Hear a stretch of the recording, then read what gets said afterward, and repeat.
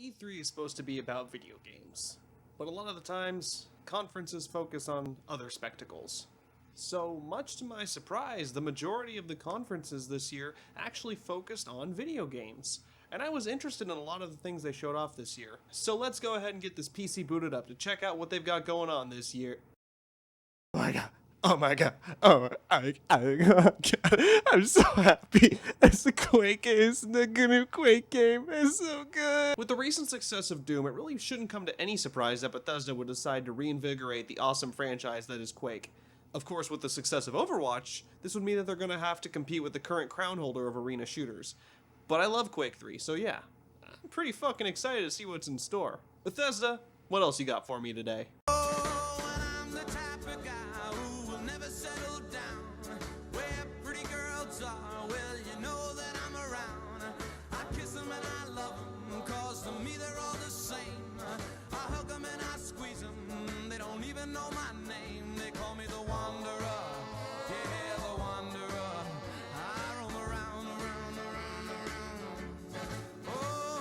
Oh, that's pretty cool. Did you want to remaster Skyrim too?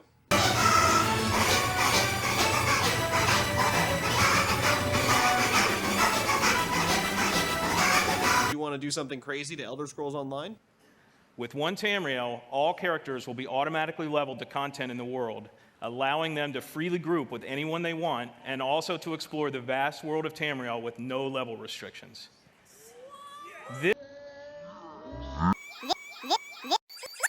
This means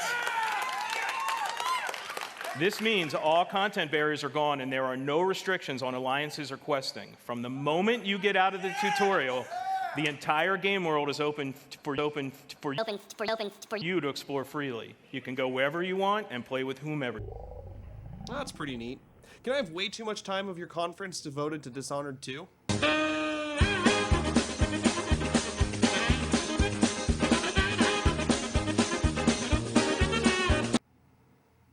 Alright, not bad. Video games, glad to see it. Ubisoft, can you show me some video games?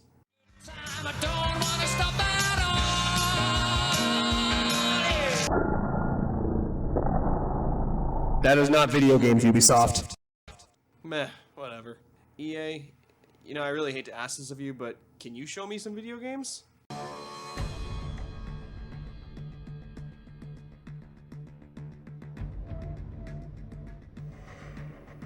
I played a bit of the first Titanfall, and it was one of those games that I played one or two times, and I always wanted to buy it, but I never got around to. Until recently when I got it, but except I don't have an Xbox 360 hard drive, so I can't play it on my Xbox because I don't have a hard drive. But I can tell you right now that Titanfall is definitely video games. I'm glad to see they're actually listening to the feedback of the community at large and introducing more Titans, more ways to fight, and a single-player campaign. Titanfall 2 is shaping up to be another welcome addition in my library.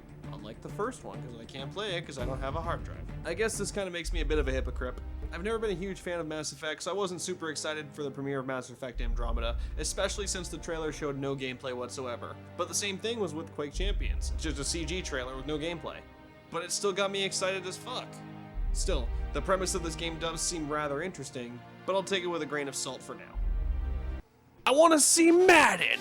I want to see FIFA! I want to see new ball control like every year. I want to see more realistic tackles. I want to see more ball control like every year. I want to see a goddamn story mode. I want to see more ball control. Holy shit, is this PT? First person horror game with dark and gritty scenario? It's fucking PT, isn't it? Someone's bringing back PT. Oh fuck yes, I'm so stoked this game's gonna be... Yeah man. That looks interesting, I guess. In all seriousness, while this does seem to be a huge departure from what the older titles in the series focused on, Resident Evil games have all become pretty much the same thing at this point. I'm very excited for this game and what it's going to bring to the table. Resident Evil, come back and claim your throne as the king of the horror genre. First person shooter, serious steroids again. This time he's got on your goddamn face, motherfuckers. It's time to get serious. Eat shit, dick face.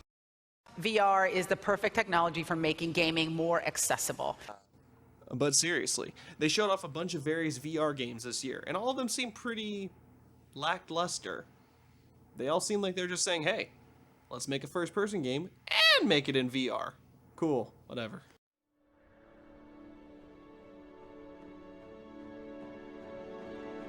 How long has this game been in development? Some historians say since the dawn of gaming.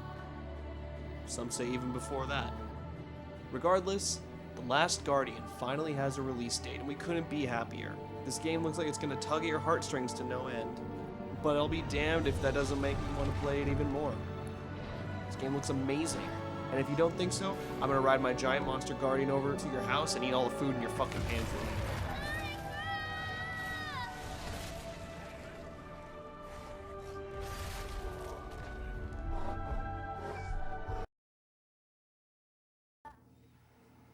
Hashtag Frank is back, hashtag utilization of social media to get the kids, hashtag Jingle Bell Rock, hashtag thank God it doesn't look like shit.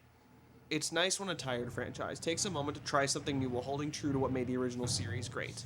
I feel like that's what we're gonna get with the new God of War game. The visuals are breathtaking, and the combat seems to flow very nicely. This kid's a little bitch, but look at that goddamn beard! Is this confirmed to deal with the Norse mythology? I think it is. Fuck yeah, Kratos versus Odin. I ship it.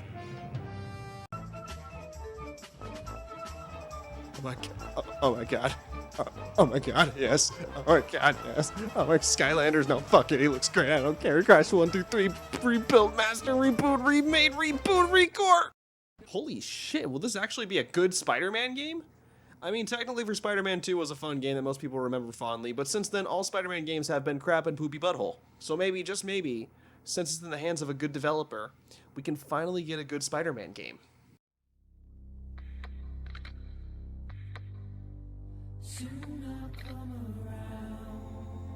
What the hell, Kojima?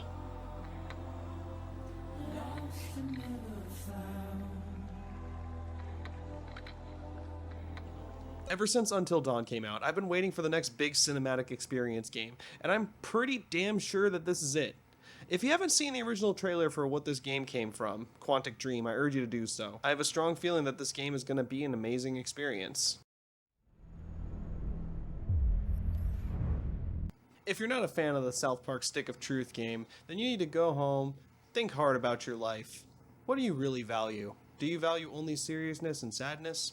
Because I enjoy things that are enjoyable, as was South Park Stick of Truth. So the fact that they've announced, well, I guess shown off, South Park, The Fractured But Whole, it makes me very excited. This game looks like it's going to be interesting. Quite honestly, the first game didn't really have that much in terms of gameplay. It felt like Paper Mario, but dumbed down even from there. But it was still an enjoyable experience. So I think if they do the same thing with The Fractured But Whole, we could have another great game on our hands. I remember when they showed off For Honor at E3 a few years ago, and how blown away I was by the fact that it was basically just Dynasty Warriors, but more streamlined and more organized. But that doesn't excuse the fact that I'm super fucking excited for this game. First off, the premise of Vikings versus Knights versus Samurai, come on, that is the coolest thing in all of fucking existence. Secondarily, you get to play as fucking Vikings versus Knights versus Samurai. I mean, that is rad as shit. And finally, the combat system actually looks pretty good. So when this game launches, you can bet that I'll be playing it. I don't know what the fuck this game is. I don't know why I'm so interested in this game, but it looks pretty good. It's a lion, or a fucking koala or some shit, I don't know. Fucking, you play as an animal and you sing to other animals. I mean, that's pretty cute, I guess. I don't fucking know. Nintendo, what the fuck are you doing?